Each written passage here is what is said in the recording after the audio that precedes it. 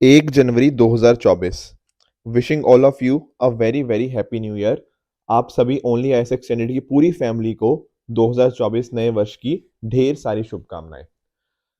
दोस्तों, वैसे तो कहते हैं कि सिर्फ तारीख ही तो बदली है। 31 दिसंबर से हम 1 जनवरी पर आ गए और एक साल बदलने से कुछ खास तो होता नहीं, ऐसा बहुत सारे लोगों का मानना है। ये बात काफी हद तक ठीक भी है, क्योंकि बहुत सारे ना हम अक्सर रेजोल्यूशंस लेते हैं कि नए साल में ये करेंगे वो करेंगे, पर शायद 1-2 महीने के बाद या हो सकता है हफ्ते 10 दिन बाद ही हमारे जो पूरा जो डिटर्मिनेशन है कई बार खत्म हो जाती है। पर देखो, हर नया साल एक आपकी ग्रोथ के लिए, आपकी ट्रांसफॉर्मेशन के लिए और एक बदलाव लाने के लिए ना एक बहुत ही अच्छी एक अपॉर्चुनिटी की तरह होता है। ठीक है ना? मुश्किल परिस्थितियों में कुछ लोग तो उसको अपॉर्च्युनिटी की तरह देखते हैं, कुछ लोग उसको यहाँ पे इग्नोर कर देते हैं। हमें ज़रूरत है कि हम आने वाला समय जो भी है, चाहे नया साल हो या फिर आने वाला टाइम जितना भी है, उसके अंदर हम अपना बिल्कुल अच्छे से परफ़ॉर्म करें, ताकि हम अपना 100% पोटेंशियल को हम अपने यूज़ कर पाएँ। ये कहीं न कहीं अगर हम टारगेट लेकर चलेंगे, तो डेफ़िनिटली आज से एक अपॉर्च्युनिटी है आपको कि आप डेली बेसिस के ऊपर कंसिस्टेंट रहिए अपनी स्टडीज़ के साथ, अपने जितने भी अपने फ़ोकस है, उसको आप मेंटेन रखिए, ताकि आने वाले समय के अंदर आप अपने टारगेट्स को अचीव कर पाएँ। मेरी यही उम्मीद रहेगी कि जो भी स्टूडेंट्स 2024 के अंदर अपना अटेम्प्ट लिख रहे हैं, अगले साल वो अपनी इंटरव्यू की तैयारी कर रहे हों इस समय के ऊपर, ताकि अपना जो भी उनकी ड्रीम डेस्टिनेशन है, वो वहाँ तक पहुँच पाएँ। ठीक है ना? जो भी काम होता है ना, एक वर्क इन प्रोग्रेस होता है, एंड आप भी जो चीज़ कर रहे हो, उसी वर्क इन प्रोग्रेस की तरफ एक कदम है। नए साल की आपको ढेर सारी शुभकामनाएँ, पर इंश्योर कीजिएगा कि ये जो नया साल है ना, ये अपने पिछले साल से बेहतर हो। इस तरह से निरंतर अगर आप प्रयास करेंगे, आई एम श्योर ये चीज़ें आप तक डेफ़िनिटली पहुँचेगी ही पहुँचेगी। तो दोस्तों, स्टार्ट करते हैं आज का डिस्कशन। आज की डिस्कशन के अंदर कुछ इम्पोर्टेंट पॉइंट्स हैं, जैसे जो रेड सी है, वहाँ पर कॉन्फ्लिक्ट जारी है। यूएस नेवी ने 3 हाउथी रेबल्स की जो शिप्स हैं, उनको यहाँ पे सिंक कर दिया है। इवन मणिपुर के अंदर भी अगर आप देखोगे ना, तो कर्फ्यू वापस आ गया है मोरे के अंदर, क्योंकि वहाँ पर आर्म्ड मैन ने पुलिस के ऊपर फायर कर दिया। नया जो हमारा फाइनेंस कमीशन बनेगा 2026 के बाद, उसको हेड करेंगे अरविंद पंगडिया जी, जो कि नीति आयोग के वाइस चेयरमैन रह चुके हैं। ठीक है ना? तो ये कुछ इंपॉर्टेंट मुद्दे हैं जो हमें डिस्कस करने हैं। तो चलो स्टार्ट करते हैं। एक टॉपिक है हमारा डी-सिप्स के रिगार्डिंग। वीकेंड पे ये काफ़ी मुद्दा चर्चा में रहा, डी-सिप्स। डी-सिप्स क्या होते हैं सर? डी-सिप्स स्टैंड करते हैं डोमेस्टिकली सिस्टमैटिकली इम्पोर्टेंट बैंक्स। क्या मतलब इस चीज़ का? देखो समझो, कुछ ऐसे बैंक हैं जो अपने आप में बहुत बड़े हैं। सर बहुत बड़े का क्या मतलब? बहुत बड़े का ये मतलब है कि अगर मान लो वो बैंक कल को डूब गए, तो हमारी जो पूरी देश की अर्थव्यवस्था है ना, जो देश की पूरी इकोनॉमी है, वो एक तरह से पूरी तरह से हिल जाएगी। सर ऐसे कौन से बैंक हैं? जैसे for example state bank of India, SBI के बारे में आप जानते होंगे। देखो हम सबका मतलब मेरा खुद का अकाउंट है, आपका में से बहुत सारे लोगों का होगा, आपके पेरेंट्स का होगा, तो बहुत सारे लोगों की डिपेंडेंस है स्टेट बैंक ऑफ इंडिया के ऊपर। बिल्कुल ठीक बात है। उसी तरह से आपका आईसीआईसीआई, उसी तरह से आपका एचडीएफसी। ये जो 3 बैंक है ना इंडिया में, ये अपने आप में बहुत बड़े हैं। इतने बड़े हैं कि इनको ये भी बोला जाता है टू बिग टू फेल। इतने ज़्यादा ये बड़े हो चुके हैं। ठीक है। अब अगर मान लो ये इतने बड़े हैं और इनका अगर फेल होना, अगर ये कल को डूब जाते हैं, तो हमारी देश की अर्थव्यवस्था डूब सकती है। तो कहीं न कहीं ना इनको रिकॉग्नाइज़ करना, इनको आइडेंटिफ़ाई करना बहुत इम्पोर्टेंट है। Plus at the same time इनको समय-समय के ऊपर चेक करते रहना कि क्या यार इनकी हालत खराब तो नहीं हो रही? कल वो ऐसा तो नहीं कि कल को इनको कोई गड़बड़ हो जाएगी और हमारी देश की अर्थव्यवस्था ही डूब जाएगी।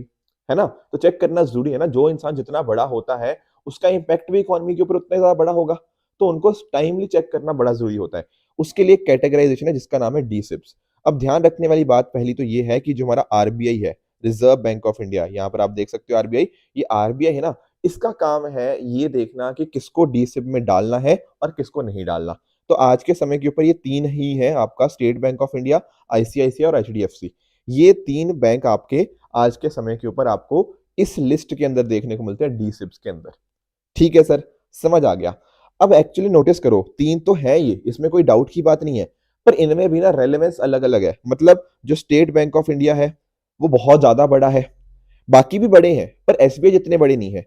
एचडीएफसी भी बड़ा है, आईसीआईसीआई भी बड़ा है, पर इनमें भी एक ऑर्डर सा आ चुका है। कहने का मतलब क्या? एसबीआई के ऊपर जो रिस्ट्रिक्शंस लगेंगी ना, जो इसको चेक किया जाएगा, वो ज़्यादा किया जाएगा, क्योंकि एसबीआई बहुत ज़्यादा बड़ा है। एचडीएफसी उससे थोड़ा-सा कम बड़ा है, आईसीआईसीआई उससे थोड़ा-सा कम बड़ा है। इस वजह से इनको अलग अलग बकेट्स के अंदर डिवाइड किया गया है। जैसे एसबीआई पहले ना बकेट 3 के अंदर था, अब उसको बढ़ाकर बकेट 4 के अंदर डाल दिया गया। एचडीएफसी को बकेट 1 से बकेट 2 के अंदर, आईसीआईसीआई अभी भी बकेट 1 के अंदर ही है। अब आप लोग सोच रहे होंगे सर ये बकेट क्या मतलब क्या है यहाँ पे? देखो बकेट का यहाँ पे मतलब है कि इनको ना कुछ रिक्वायरमेंट्स फुलफिल करनी पड़ेगी। आप जानते हो ना कि जो भी बैंक होता है, जब वो किसी को लोन देता है, तो कॉरस्पॉन्डिंगली देखा जाता है कि उसके साथ कितना रिस्क एसोसिएटेड है। जैसे मान लो कि किसी ऐसे बंदे को दे दिया लोन जो शायद रीपे ना कर पाए, तो वहाँ पे ज़्यादा रिस्क है। तो इसी तरह से जो भी बैंक के एसेट्स होते हैं, जो भी उसके लोन होते हैं, उनके साथ रिस्क अटैच्ड होता है, जिनको हम बोलते हैं रिस्क वेटेड एसेट्स। उनके कॉरस्पॉन्डिंग जो भी वो लोन वगैरह दे रहे हैं, उनके कॉरस्पॉन्डिंग उनको क्या करना पड़ता है बैंकों को कुछ अलग से पैसा रखना पड़ता है कि नहीं? आप ये बातें जानते होंगे। तो यहाँ पर क्या हो रहा है ना डिपेंडिंग अपॉन कि डीसिप्स कौन सी कैटेगरी के अंदर है, उनको यहाँ पर क्या करना पड़ता है, उनको higher share risk weighted assets का एज टियर 1 इक्विटी के फॉर्म में चाहिए होता है। जैसे एसबीआई को बकेट 4 के अंदर डाल दिया गया, तो एसबीआई के लिए जो शेयर होगा रिस्क वेटेड एसेट्स का एज टियर 1 इक्विटी वो ज्यादा होगा। एचडीएफसी का थोड़ा सा कम होगा एसबीआई से, और आईसीआईसी का उससे भी कम होगा। ठीक है, पर डेफिनेटली इनको कुछ एडिशनल रिक्वायरमेंट्स इन तीनों की होगी ही होंगी। ध्यान रखना, जनरली हम क्या करते हैं, वो वाले बैंक जिनके जो एसेट मतलब जो लोन वगैरह वो प्रोवाइड कर रहे हैं, वो अगर भारत की जीडीपी से 2% से ज्यादा हो जाते हैं, तो उनको डीसिप्स का पार्ट मान लिया जाता है। बाकी और भी जैसे फॉर एग्जांपल इनका साइज बहुत बड़ा होता है, इनका कोई सब्स्टिट्यूट नहीं होता, अगर ये खत्म हो जाएंगे अपने आप में बहुत दिक्कत आएगी। इस तरह से बहुत सारी क्रॉस जुरिडिक्शनल एक्टिविटीज के हिसाब से इनको ऐसे कैटेगराइज किया जाता है। तो इस तरह से टोटल 5 बकेट्स होती हैं, bucket 1, bucket 2, bucket 3, bucket 4, bucket 5। ICICI bucket 1 में है, एचडीएफसी को बकेट 2 में डाल दिया गया है, और आपका एसबीआई बकेट 4 के अंदर है। तो 3 बैंक्स हैं डोमेस्टिक सिस्टमैटिक इंपॉर्टेंट बैंक, जिनको आरबीआई ने इस तरह से कैटेगराइज कर रखा है। और जैसा मैंने आपको बताया था, these are too big to fail. Government support बहुत ज्यादा करना पड़ेगा अगर कल को ये फेल हो जाते हैं। तो ये पॉइंट्स आपको पता होने चाहिए थे। तो 2015 से आरबीआई ने एक फ्रेमवर्क स्टार्ट किया डेप सिप्स का बनाने का, किस तरह से हमें पता लगता रहे कि क्या क्या चीजें हो रही हैं। बाकी आप जानते होंगे कॉमन इक्विटी टियर 1 के रिगार्डिंग कि टियर 1 कैपिटल का जो कॉम्पोनेंट है इनको ज्यादा रखना पड़ता है। ये बात आपको यहाँ पे पता होनी चाहिए, क्योंकि बड़ा है ना, तो चेक कर रखना भी थोड़ा ज्यादा जरूरी है। तो ये कुछ पॉइंटर्स थे डीसिप्स के रिगार्डिंग जो हमें पता होने चाहिए। आगे बढ़े उससे पहले एक छोटी सी इन्फॉर्मेशन आप सभी के लिए दोस्तों, अगर आप यूपीएससी प्रीलिम्स 2024 को टारगेट कर रहे हैं ना, एंड अभी आपको लगता है कि यार अभी मेरी प्रेपरेशन को और एक बूस्ट चाहिए, तो डेफिनेटली आप हमारा जो 2024 का क्रैश कोर्स है इसको ज्वाइन कर सकते हैं। यहाँ पर क्या होगा, यहाँ पर डेली आपकी 3 घंटे की जनरल स्टडीज की क्लासेस होंगी, जिसके माध्यम से आपका प्रीलिम्स के लिए जो भी सिलेबस है उसको कवर करवाया जाएगा। उसके साथ साथ आपकी करंट अफेयर्स की classes and material, CSAT की क्लासेस का आपको ऑनलाइन एक्सेस मिल जाएगा, एंड साथ ही साथ जनरल स्टडीज और सी सेट के आपको sectional and full length test यहाँ पे देखने को मिल जाएंगे। तो एक तरह से ना जो प्रीलिम्स क्रैश कोर्स है वो सारी नीड्स को कैटर करता है, चाहे वो रिवीजन पर्सपेक्टिव से आपकी प्रैक्टिस हो, वो मैक्सिमम इसके पर्टिकुलर चीज से हो जाएगी। तो ये जो पर्टिकुलर कोर्स है ये स्टार्ट हो रहा है आपका 8 जनवरी से। ध्यान रखिएगा, आप इसको ऑनलाइन तो एक्सेस कर ही सकते हैं, but at the same time आप इसको हमारे जो पटेल नगर में ऑफलाइन सेंटर है ना, वहां पर भी चलेगा, तो इसको भी आप वहां पे ऑफलाइन के फॉर्म के अंदर ज्वाइन कर सकते हैं। इसका जो लिंक है मैंने यहाँ डिस्क्रिप्शन सेक्शन के अंदर डाल दिया गया है, तो मेक श्योर कीजिए कि आप डिस्क्रिप्शन सेक्शन पे क्लिक कीजिए एंड डेफिनेटली इस पर्टिकुलर कोर्स के अंदर एनरोल करके अपनी प्रेपरेशन को और भी बेहतर बनाइए। ठीक है, आगे बढ़ते हैं नेक्स्ट टॉपिक की तरफ, दैट इज पीएम स्वनिधि। देखो अभी ना क्या हुआ था, पर हमारे जो यूनियन मिनिस्टर है हाउसिंग एंड अर्बन अफेयर्स के, इनके द्वारा एक फेस्टिवल को इनॉग्रेट किया गया, zero waste street food festival. वहां पर इन्होंने बात करी स्वनिधि स्कीम के बारे में। पहले तो ना मैं आपको ना पहले ये समझाता हूँ कि पीएम स्वनिधि की फुल फॉर्म क्या है। पीएम स्वनिधि की फुल फॉर्म क्या है, प्रधानमंत्री स्ट्रीट वेंडर्स आत्मनिर्भर निधि। अब देखो यहाँ पे एक वर्ड आया street vendor sir street vendor क्या होता है? देखो आपकी जो गलियां हैं, स्ट्रीट्स हो गया, आपकी जो फुटपाथ हो गया, पेवमेंट हो गया, वहां पर बहुत सारे लोग सर्विसेज को ऑफर करते हैं। सर क्या मतलब? अरे जैसे यहाँ पे ये देखो, ये आई थिंक ऑरेंज बेच रहा है, ये रेडी वाला जो पर्सन है, या फ्रूट्स बेच रहा है, वेजिटेबल्स बेचते हैं बहुत सारे। जैसे आपकी गली के आसपास कोई चाय बेचने वाला होगा, है कि नहीं? कुछ बर्गर बेचने वाले होते हैं, है कि नहीं? पकौड़ास, ब्रेड्स। उसी तरह से कोई हो सकता है ऐसे ही कुछ कपड़े वपड़े बेचता हो, ऐसे जैसे रेडी वगैरह लगा के, है कि नहीं? बुक्स हो गया, स्टेशनरी हो गया, कई आपके वो होते हैं जो क्या बोलते हैं, बार्बर वाली शॉप्स हो गया, कॉबलर्स हो गया, पान शॉप्स होती हैं आपकी, लॉन्ड्री वाली शॉप्स होती हैं, ये सारे आपके स्ट्रीट वेंडर के अंदर आ जाते हैं। ठीक है, ऐसा मानना है कि इंडिया में ना लगभग 50 लाख से भी ज्यादा स्ट्रीट वेंडर्स हैं। ओके, ये बात तो चलो समझ आई। अब जब कोविड-19 पैंडेमिक आया ना सर, तब इनकी हालत काफ़ी खराब हो गई। क्योंकि देखो कोविड-19 पैंडेमिक आया तो लॉकडाउन लग गया। लॉकडाउन लग गया तो भैया क्या स्ट्रीट, क्या फुटपाथ, इनको तो अपना काम-धंधा बंद करना पड़ा। बिल्कुल सही बात है। अब देखो यहाँ पे ministry of housing and urban affairs ने क्या सोचा कि भैया ऐसे तो नहीं चलेगा। इनको अपना बिज़नेस रीस्टार्ट करवाना पड़ेगा। वो कैसे करें? कहीं न कहीं ना इनको थोड़ा-सा लोन देना पड़ेगा, वर्किंग कैपिटल लोन। ठीक है, उसकी मदद से अपने ये अपना जो इनका धंधा कर रहे हैं, उसको वापस से खड़ा कर पाएँ। तो इस वजह से इनको क्या दिया गया? कोलैटरल फ्री, कोलैटरल मतलब जहाँ पर आपको कुछ गिरवी नहीं रखना पड़ रहा, तो कोलैटरल फ्री इनको लोन दिया गया। ताकि अपने बिज़नेस को ये वापस से खड़ा कर पाएँ। ध्यान रखिएगा इसको इम्प्लीमेंट कौन करता है? SIDBI, small industries development bank of India. तो दरअसल में ना क्या हुआ, ₹10,000 का तो पहली बार में इन्होंने कोलैटरल फ्री इनको लोन मिल गया। पर अगर आप उसको रीपे करते रहो, तो अकॉर्डिंगली आपको एनहांस्ड लोन 20,000 का, 50,000 का आने वाले समय के ऊपर मिलता रहेगा। जब आप रीपे कर देते रहोगे, अकॉर्डिंगली वो बढ़ता रहेगा। इसके साथ ही अगर आप नोटिस करो, अगर आप समय के ऊपर रीपे करते हो या समय से पहले रीपे कर देते हो अपना लोन, तो वहाँ पर आपको 7% की इंटरेस्ट सब्सिडी भी मिल जाएगी। और साथ ही साथ यहाँ पर ना डिजिटल ट्रांज़ैक्शंस का भी है, जहाँ पर आपको हर महीने ₹100 का कैशबैक मिलेगा, तो यानी कि साल के अंदर ₹1200 का कैशबैक भी मिलेगा अगर आप डिजिटल ट्रांज़ैक्शंस करते हो।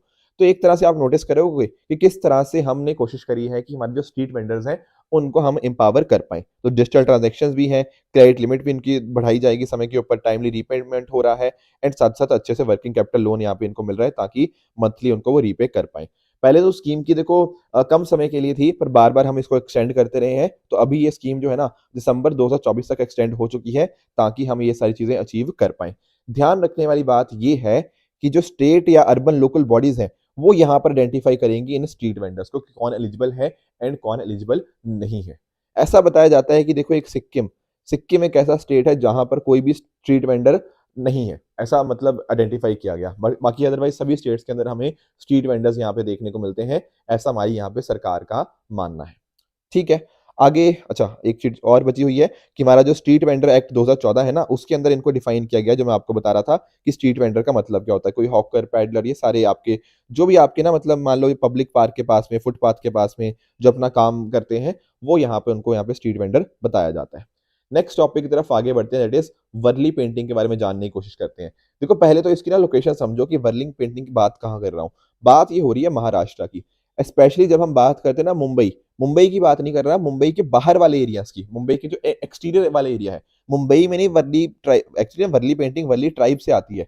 वर्ली ट्राइब आपको मुंबई में उतनी नहीं देखने को मिलेगी, मुंबई के जो बाहर वाले रीजन्स हैं, मुंबई के जो आस-पास के एरियाज़ हैं, वहाँ देखने को मिलती है। ठीक है, अब इनकी ना पेंटिंग्स अपने आप में बहुत ज़्यादा फेमस होती है। जैसे ये यहाँ पे आप पेंटिंग्स देख पा रहे हो, बिल्कुल सही देख पा रहे हैं। सर ये ना एक्चुअल में आपकी जो वॉल होती है, रेड मड वॉल, उसके ऊपर यहाँ पे पेंट किया जाता है। किस तरह से पेंट किया जाता है? व्हाइट पेंट से। ये देखो ज़्यादातर मतलब मोस्ट ऑफ द पेंटिंग्स में आपको मेजर कलर व्हाइट पेंट ही देखने को मिलेगा।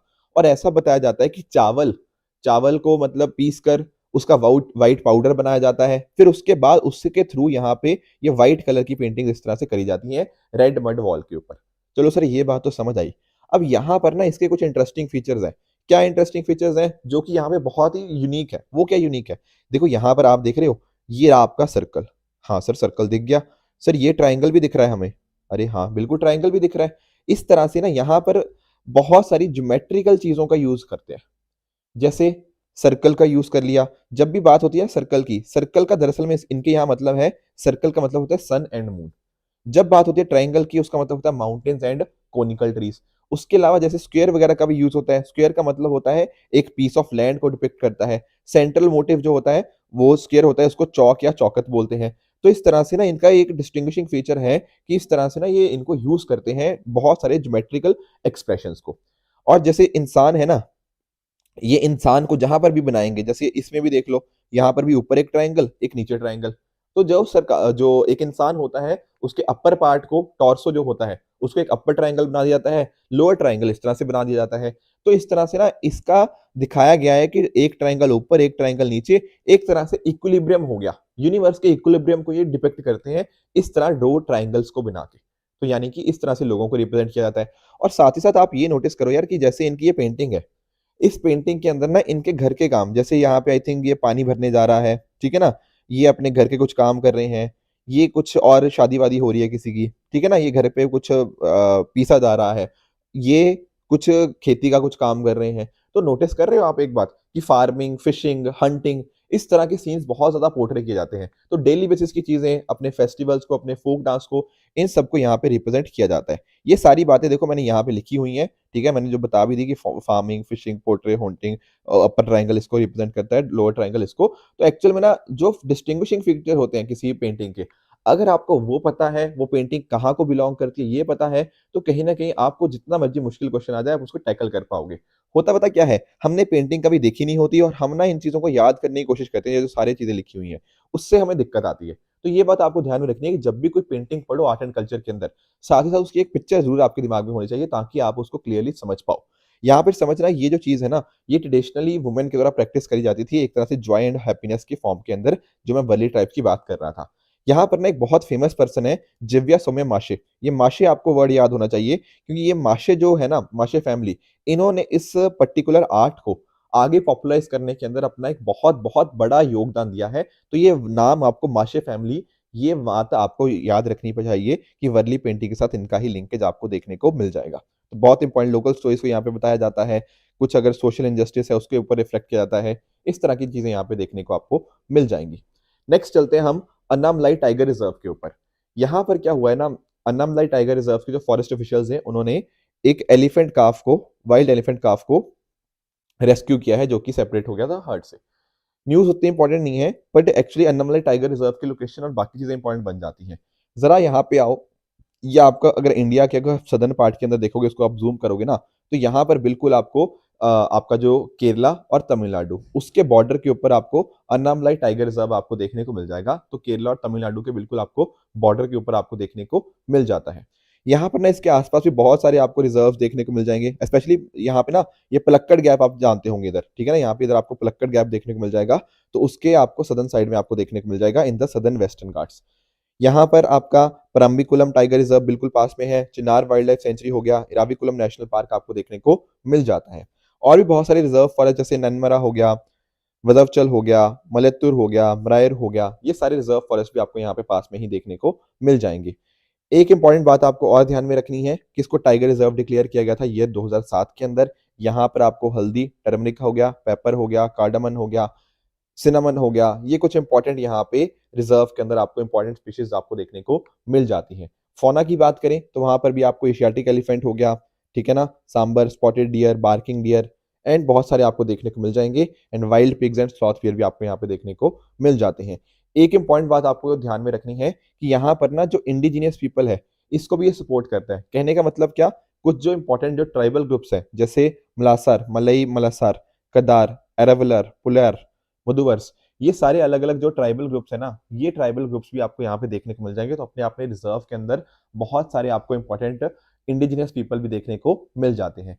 बाकी देखो यहाँ पर ये रिज़र्व काफ़ी अच्छा काम कर रहा है, जैसे ह्यूमन वाइल्ड लाइफ कॉन्फ्लिक्ट को रोकने के लिए कि आपस में लोगों का और जो आपके अलग-अलग एलिफेंट्स हैं या और किसी भी तरह के वाइल्ड लाइफ है, उनके बीच में कॉन्फ्लिक्ट ना आए, उसको रोका जाता है। एंटी पोचिंग स्ट्रैटेजी एंड ऊपर से ना यहाँ पर एम्स टाइप प्रोटोकॉल, एम्स टाइप मतलब monitoring system for tigers. Basically एम्स टाइप्स की मदद से क्या हो रहा है, इंडियन टाइगर रिजर्व्स को हम अच्छे से मॉनिटर कर पाते हैं, उनको ढंग से हम पेट्रोलिंग हो पाती है, उनको सर्वेलेंस हो पाती है ताकि हमारा जो बंगाल टाइगर है स्पेशली, उसको यहाँ पे हम यहाँ पे बचा पाएँ, उनकी पेट्रोलिंग एंड सर्वेलेंस यहाँ पे कर पाएँ। ये national tiger conservation authority NTCA के द्वारा यहाँ पे लॉन्च किया गया था एंड इवन यूपीएससी ने प्रीवियस ईयर क्वेश्चंस के अंदर ये पूछ भी रखा है कि एम्स टाइप पोर्टल न्यूज़ में रहता है, ये होता क्या है? बाकी अन्नामलाई टाइगर रिजर्व ने इल्लीगल गांजा कल्टीवेशन के ऊपर भी कंट्रोल करने के अंदर काफी इंपॉर्टेंट रोल प्ले किया है।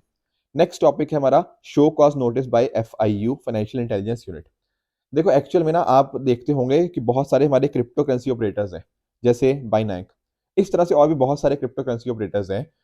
दरअसल में ना ये जो क्रिप्टो करेंसी ऑपरेटर्स हैं, ये आते हैं किसके अंतर्गत? हमारे प्रिवेंशन ऑफ मनी लॉन्ड्रिंग के अंदर। ऐसा हमने मार्च 2023 के अंदर इनको भी पीएमएलए के अंदर ले आते हैं, prevention of money laundering act के अंतर्गत। पर तब भी इन्होंने जो प्रॉपर चीजें थी, प्रॉपर उनके साथ कंप्लाई करना था, वो इन्होंने यहाँ पे नहीं किया। बेसिकली अगर आपको मनी लॉन्ड्रिंग प्रोविजंस मतलब पीएमएलए एक्ट के अंतर्गत आप आ चुके हो, तो आपको बहुत सारी चीजों के साथ कंप्लाई करना पड़ता है। पर इस तरह की काफी सारी कंपनीज थी जिन्होंने इसके साथ कंप्लाई नहीं किया, उस वजह से एफआईयू फाइनेंशियल इंटेलिजेंस यूनिट ने ना इनको नोटिस दे दिया है, ठीक है ना? इन्हीं सभी क्रिप्टो करेंसी ऑपरेटर्स को आप वीडीएएसपी भी बोलते हैं, यानी कि virtual digital asset. Virtual digital asset आप क्रिप्टो करेंसी के साथ ही लिंक कर सकते हो, उसके जो सर्विस प्रोवाइडर होते हैं। तो वो यहाँ पे क्या करते हैं कि आपके जो भी इस तरह से क्रिप्टो करेंसीज और फिएट करेंसीज होती हैं, आपके रुपीस और क्रिप्टो करेंसी के बीच में एक्सचेंज वगैरह करवाते हैं, ठीक है ना, उनका ट्रांसफर हो जाता है, ये सारी चीजें इस तरह की कंपनीज करती हैं। तो इन कंपनीज में से कुछ कंपनीज के ऊपर क्या किया गया है, एफआईयू ने अपना शो कॉज नोटिस दिया है, क्योंकि वो पीएमएलए के साथ कंप्लाई नहीं कर रहे थे, ठीक है। कुछ ने करा भी है, कुछ companies have also done, but otherwise many companies have not done so. तो ये जो ऑब्लिगेशन होती है, एक्टिविटी बेस्ड होती है, एंड ये डिपेंड नहीं करता कि उस कंपनी की इंडिया में फिजिकल प्रेजेंस है या नहीं है। तो यहाँ पर रिपोर्ट करना, रिकॉर्ड कीपिंग, ये सारी चीजें, ताकि देखो कहीं ना देखो क्रिप्टो करेंसी की मदद से ना बहुत सारे लोग मनी लॉन्ड्रिंग कर रहे हैं। तो हम इसी चीज को रोकने की कोशिश कर रहे हैं, उसमें हमें इनका सहयोग भी चाहिए, इस वजह से यहाँ पे ये चीज करी गई है। थोड़ा सा एफआईयू के बारे में जान लेते हैं। दोस्तों, जो एफआईयू आईएनडी है ना, ये एक इंडिपेंडेंट बॉडी है जो रिपोर्ट करती है ईआईसी को, यानी कि इकोनॉमिक इंटेलिजेंस काउंसिल को। इस ईआईसी को हेड कौन करते हैं, हमारे जो फाइनेंस मिनिस्टर जी हैं, जो कि निर्मला सीतारमन जी करंटली हैं। तो इस तरह से होता है। पर आप लोग सोच रहे होंगे सर ये काम करता क्या है एफआईयू आईएनडी? देखो काम बहुत ही सिंपल है। अब आप नोटिस करते होंगे यार, इतने सारी ट्रांजैक्शंस होती हैं, फाइनेंशियल ट्रांजैक्शन होती हैं।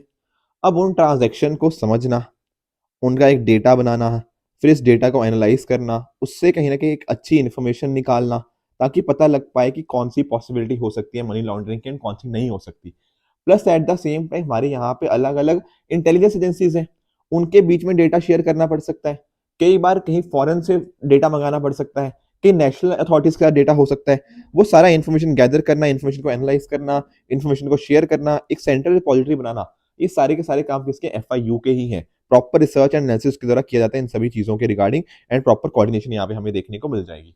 तो ध्यान रखना, यहाँ पर टोटल 75 लोग होते हैं जो अलग अलग डिपार्टमेंट से आते हैं। अलग अलग डिपार्टमेंट्स मतलब जैसे आपका आरबीआई से कुछ लोग आएंगे, कुछ सेबी से लोग आएंगे, आपका central board of direct taxes है, एक्साइज एंड कस्टम्स है, वहां से आएंगे। तो इस तरह से अलग अलग ऑर्गेनाइजेशन से लोग यहाँ पे आते हैं, वो इकट्ठा होते हैं, वो डिस्कस करते हैं इन सभी चीजों के ऊपर, ताकि हम डेटा आए, डेटा को एनालाइज करें, एंड कहीं ना कहीं पता कर पाए कि कौन सा मनी लॉन्ड्रिंग है या कौन सा नहीं है। तो मैंने जो आपको होमवर्क दिया था ना एफआईयू के बारे में, उसका आंसर बहुत सिंपल है। पहला कह रहा है कि इंडिपेंडेंट बॉडी है जो कि ईआईसी को डायरेक्टली रिपोर्ट करता है, बिल्कुल ठीक है, but this is not head by finance secretary, no no no, this is head by finance minister. तो पहली स्टेटमेंट इनकरेक्ट है। दूसरा कह रहा है कि इंक्वायर कर सकता है, ये स्टेटमेंट बिल्कुल करेक्ट है। पर ध्यान रखो, यहाँ पूछा क्या था, पूछा उसने था कौन सा स्टेटमेंट इनकरेक्ट है। तो बड़े आराम से आप बता दोगे कि सर पहला इनकरेक्ट है। ये भी पढ़ा करो कि पूछ क्या रहा है, करेक्ट पूछ रहा है या इनकरेक्ट पूछ रहा है। तो आज का होमवर्क क्या रहेगा सर? अरे आज का होमवर्क यहाँ पर है, ये ट्रू और फॉल्स आपको बताने हैं इन चारों में से कि कौन सा आप में से ट्रू है इनमें से एंड कौन सा फॉल्स है। सैटरडे मैंने जो आपको होमवर्क दिया था उसका आंसर बता देता हूँ। जैसे डीजीएफटी था, ये कह रहा है कॉर्पोरेट अफेयर्स के अंतर्गत है। अरे नहीं, कॉर्पोरेट अफेयर्स थोड़ी, ministry of commerce and industry के अंतर्गत है। तो पहला स्टेटमेंट आपका फॉल्स हो जाएगा। दूसरा कह रहा है इंडियन हिस्ट्री कांग्रेस का पहला सेशन आपका 1935 पूना में हुआ था, ये बात बिल्कुल करेक्ट है। 0.0 प्रिंसिपल, इसको तो बहुत डिटेल में हमने डिस्कस किया था। यहाँ कह रहा है कि एनपीओ यूज कर सकते हैं इसको फंड रेज करने के लिए, ये बात भी बिल्कुल करेक्ट है। We have discuss in very very detail in the last lecture on Saturday, right. आज का और क्या होमवर्क है, एक NTCA, national tiger conservation authority. मैंने बहुत बार एनटीसीए के बारे में डिस्कशन कर लिया है प्रीलिम बूस्टर के अंदर ही, कि क्या होती है, किस तरह से है। तो बस आपकी मैं रिवीजन ही चेक करना चाहता हूँ कि कितना आपने चीजों को रिवाइज किया है, ताकि इस क्वेश्चन के माध्यम से वो पता लग जाए। तो प्लीज इसका आंसर जरूर कीजिएगा। दूसरा होमवर्क रहेगा नेशनल हॉर्टिकल्चर के बोर्ड के बारे में, ये भी डिस्कस किया हुआ है, बट ठीक है, नहीं भी होगा, हम कल यानी कि ट्यूसडे को इसको डिस्कस कर लेंगे कि इसका क्या बनना चाहिए था। और एक और होमवर्क दिया हुआ था मैंने गुरु गोविंद सिंह जी के बारे में। तो यहाँ पहला कह रहा है कि खालसा पंथ की साधना इनके करी गई थी, बिल्कुल करेक्ट है।